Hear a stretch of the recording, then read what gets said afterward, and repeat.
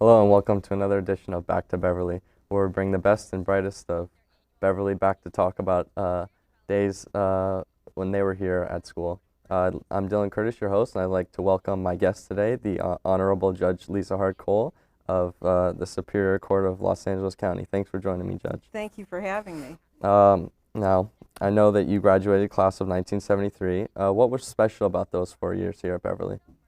I should probably preface this with the fact that I was a complete nerd in high school, a description I think still applies according to my daughter.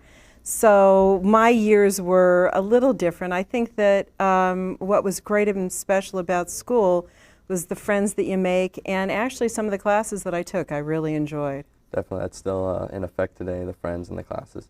What kind of student were you at Beverly? I was probably a pretty good student, I would say. I took some good classes. I took in like history and English, some AP classes. I was pretty miserable in math. Without my best friend, I don't think I could have gotten through advanced algebra trig. But I took all the classes I'm sure you take, except your classes are probably much harder now. I don't know about that. What's your opinion about the state of education today? Do you think students are better off or worse than they were when you were here? Well, you guys all have tools that we never had. I mean, to be able to Google something and come up with an answer to a question so rapidly is amazing. If we wanted to look up a magazine article on an issue that interested us, we would have to go to the library into this huge book which had a list of periodicals, and it was virtually impossible and took many, many hours.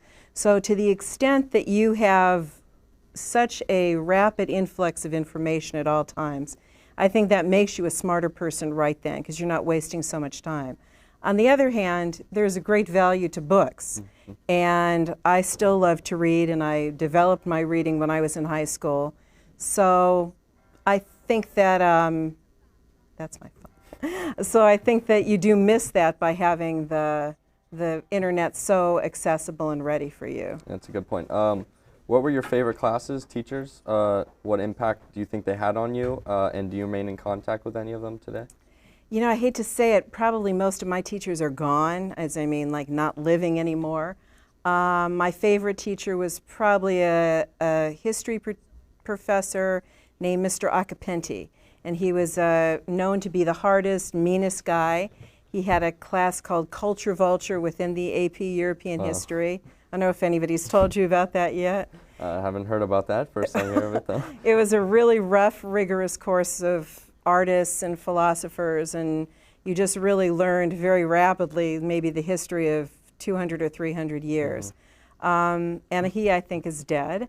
And also I had a great math teacher, but again, my hardest teacher, Kathy Layton, and I don't keep in contact with her, but she was a great teacher.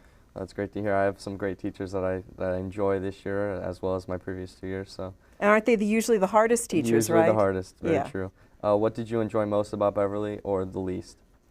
I think what I enjoyed most probably were my friends in the classes. You know, I'm still really good friends with my best friend at the time, and she's still my dearest friend. So that's obviously a high point. And the classes, for example, I still keep some French from Monsieur Jacquard when I took French from him, and I can still speak and understand French. My background in history from Mr. Acapenti and other teachers really stayed with me for the years and developed an understanding to a lot of other things as well. So those kinds of things really do, you don't think they're going to, but actually they do. Right. You said that you're still close with your best friend in high school. Were there any others you're still close with? Were there any celebrities in your class, ahead of you, behind you in school? Well, the most famous person in our class is your dad, obviously, Robbie Curtis. He was the star basketball player. I didn't know him, being a nerd, of course, but he was very popular. And Sam Simon, who started the Simpsons, is probably the most famous member of our class. But we've had a lot of pretty successful people who've been very successful in business and in law. It's interesting that you go to high school with them, and then down the road you learn that they're so successful. You know, started The Simpsons. I know there's Joel Cerno, who began 24 on Fox also. So it's interesting. Yeah, Joel Cerno actually was a very good friend of my husband's in school. What activities were you involved in at Beverly, such as clubs or sports?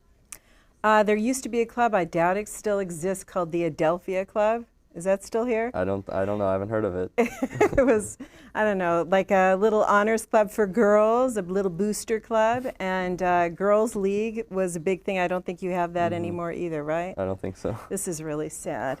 My biggest activity was debate. I was a major debater. I wasn't particularly successful. I mean, I did have my share of victories, but I wasn't a state debater, but that was my #1 activity. Spent a lot of time in that debate room. You do still have debate, right? I do believe we have debate here at the high school. Good, I'm glad to hear that. Yeah. Did you know that in high school that you wanted to follow a career path in the practice of law? Did you have any other dreams? You know, I've always wanted to be a lawyer. I think from the time I was an early teen, and was pretty directed in that path. I liked debate. When I went to law school, I was very active in mock trial. I think I knew I wanted to be a trial lawyer.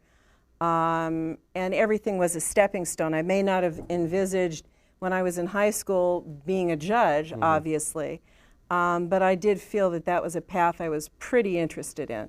It was not possible for me to be a doctor, given my math and science skills, that's for sure. You're married to a very successful criminal attorney and a fellow Norman. What's the conversation like around the dinner table? Well, you've been there. You know what it's like. We talk a lot about the law. I think our children are very sophisticated in legal issues. They know about the 3 strikes law, a lot of criminal cases we run by them. I'll ask my kids for their opinion on cases that I have and what I should do in certain circumstances, because I do want to hear somebody else's viewpoint who's not associated with the law. We are very legally oriented in our house. So it really does invade every aspect, I have to say. Do you think Beverly prepared you for college or your life in general? In maybe a roundabout way, I would say. I think that high school is certainly a rite of passage.